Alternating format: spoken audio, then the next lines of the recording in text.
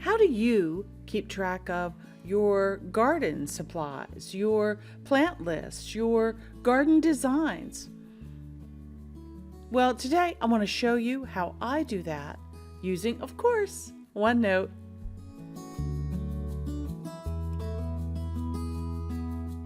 Well, hi, I'm Crystal from A Crystal Clear Life, where we focus on planning, organizing, and living a more simplified life. At least that's the plan anyway. First of all, let me apologize.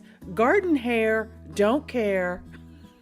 I've been out gardening today, and I wanted to come in and do some recording of the plants that I planted in my garden.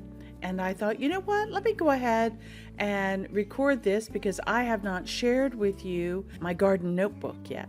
So I wanted to go ahead and do that. So I just came in, and I have all of my plants and all of my tags and everything that I've planted outside today, and I want to get that written down in my garden notebook. So let's jump into the garden notebook and I'll show you what I have. I used to keep lists of things in my OneNote notebook. But a couple of years ago, when I got my iPad with my Apple Pen, I was able to take my gardening notebook to the next level. Let me show you what I have here.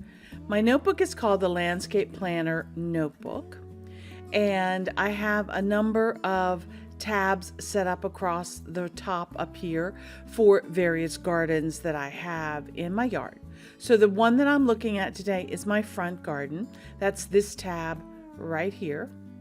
And within that tab, you see that I have a plant list for my front garden, which also includes a diagram, which I'll show you in just a minute.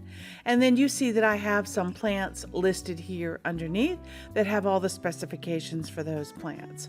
So let me start by showing you my plant list for my front garden. This particular page was created about a year ago, actually. And what I did is I went through my old paper garden notebook, and I started copying that information down into OneNote and adding diagrams and things. Now you'll notice the back of this page is a grid design. That's something that you can add standard in OneNote. It doesn't really matter for the table feature that I have set up here, but it does make a difference when I show you the diagram down below. So I set this table up very simply. I have 1, 2, 3, 4, 5, 6, 7 columns. You could put as many as you need. I wanted to have a place for a number that corresponds to the diagram, the variety of the plant that I have, and then the color section, there's a green leaf to show me what color the foliage is, and then a pink flower to show me what color the flower is if it's a blooming plant. I've listed the blooming time, what the light requirements are. And speaking of light requirements, I have a little chart right over here that talks about the sun. When a plant says it is part sun or part shade, this is kind of what they're talking about. So if it is direct sun all day, that's what you see here. If it is partial sun, that means it gets filtered light. You see the shade and the filtering down here. Part shade is more filtered light or dappled light, full shade, and then dense shade. I live in the woods, so I have a lot of dense shade. The front garden is really one of the few places it actually gets some sunlight. So that's what the light column is about. Then I have a place to record the cost of the plants. The source is where I get the plants from, either what garden center or big box store or mail order catalog I buy it from. Also, it would be a place that I could, if I'm doing plant sharing with a neighbor, I could record who that plant came from and then the date that I planted it. The number one plant in my front garden is the Chesapeake Holly. It's an evergreen that has white flowers that blooms in the spring. It requires partial sun or shade and was planted in about 2005. Heuchera, coral bells, euonymus, etc., all the way down to the ground cover, the vinca vine, some tall wedding phlox that I have in, some variegated English ivy, which you'll see in just a moment. I am not an artist. So this yellow squiggle right here, this vine represents my variegated English ivy. And the last plant that I put in last spring was this Nepeta cat's pajamas. So that was planted in 2020. Now let me show you the diagram. Remember, disclaimer, I am not an artist. I'm not a landscape architect. I have very limited drawing skills. All right, let's go. So you see, this is where the graph paper comes in very handy. I have a line here that represents my front porch. And then I have all of the plants in this kind of oddly shaped garden bed. And I have circles drawn with the number in the plant. So that very first plant that I said, the Chesapeake Holly, that is the largest in the garden. And it is the big green circle with number 1. So if you look back up here at number 1, you see the Chesapeake Holly. I also have the botanical name listed there and the information for that. So number 6 is the creeping phlox. So if we look on here, number 6 is right here by the edge of the walkway. Oftentimes it will actually spill out over the walkway. I have to keep cutting it back. And you see my yellow squiggles there that represents my English ivy that I put through, that is now probably going to need to be ripped out because it's growing everywhere. And the latest one that I put in here is this number 10. That's the cat's pajamas Nepeta. The nice thing about using my iPad and my Apple Pencil is I'm able to freehand draw all of these things. I can draw the shapes and write the numbers in them. I can draw the big gray blobs here. I have some slate walking stones that make up our front walkway and go through parts of the garden. And then I did a color bluestone gravel to represent our driveway. And so that's the diagram, and that's very helpful because let's say I'm at the garden center and I want to remember, maybe I like this Nepeta that I put in and I want to remember the specific variety because I want to add some more to my garden. Because I have that information stored right here, and with OneNote you can cross to your phone, to your iPad, to your desktop, and if I'm in the garden center I can look it up on my phone, pull up my phone, look up what I'm looking for, know exactly what I need, and be able to pick that up. So that's very helpful. I can also store pictures or photographs of the garden. And so let me scroll down and show you a couple of those. Here you see a picture of the front garden at night with the landscape lighting there. This picture here shows you some of the Nandina that I have, and the coral bells and the euonymus, and some of the ivy that's just starting to grow. These are some recent pictures that I just took from this spring. So you see I have a bloodgood maple here, and there are the stones that I was talking about for the walkway.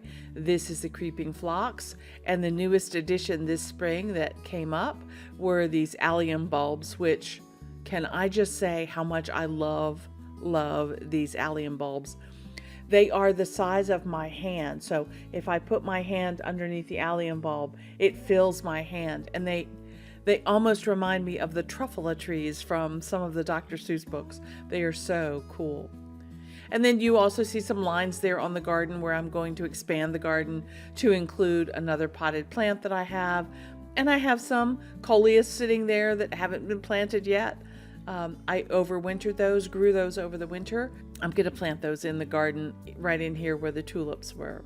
So it's wonderful to be able to not only have the list of plants that you have, but also to have the diagram that you have and to have photographs of what you have. It's very cool. Now, if I need more detailed information about the plants that I have here, if you look over here on my page side, you see the euonymus that I have. Let me zoom in on that for you. You can see that I have the ivory jade winter creeper euonymus, and there's a photograph of that. And there's all kinds of information about it that I got from the website, from the grower of the plant. Here's the dandina, the firepower heavenly bamboo. Again, pictures of it, all the light requirements. The gara is a plant that I just planted last year as well. And there's information about it, the tag. I made a picture of the tag so that I could insert that, remember where I got it from. And then I actually put in a couple photographs of it blooming. It's such a beautiful plant. I love it. And then the heuchera, the coral bells. This picture shows you all the different colors that the heuchera comes in. I tend to love this purple color because my house is gray, and I think it just looks so great. And I can store all the information that I find about how to grow coral bells, what fertilizer it likes, how to plant them. And here's that bloodgood maple that I was talking about. This is actually a tree that I bought that was, in a box, and I've been nurturing it for years and years, and it is now this big, beautiful tree that is just gorgeous. And I just love it. It's right off the front porch, and when I sit on the front porch, I can see it. It's wonderful. So I have all of the information about that. And the viburnum that I have across the yard is there too, and I love that one. The other thing, quickly, I just want to show you, I have the circle garden here listed as well. This is my diagram of the circle garden. This is our driveway that comes down and circles around to the front of the house and then back out again. And again, you see it's the same kind of drawing where I just made circles and put numbers in them and did little squiggles for the ornamental grasses that are there. You can see if you scroll up, you can see the information for all of those particular plants are there.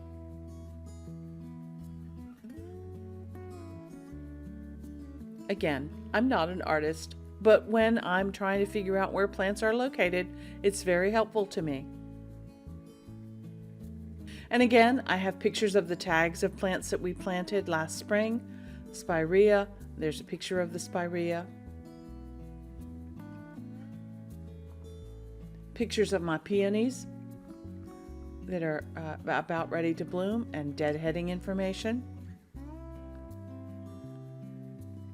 Anyway, I just wanted to jump in real quick and show you a little bit about my gardening notebook and how I keep track of things that I have in my garden. But it's a great way to keep track of all of the things that you have planted and where those things are located, especially since many of my plants are perennials, and in the wintertime they die down and you don't see them. You'll remember what you have if you've done a diagram, even if it's as rough as my diagrams tend to be.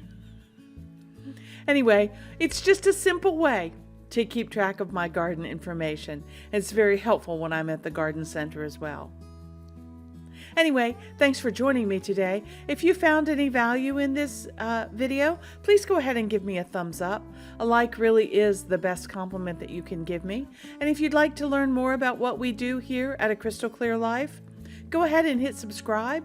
If you want to be notified, ring that little bell and it will notify you when I post new videos, which is about once a week. Anyway, thanks for joining me today.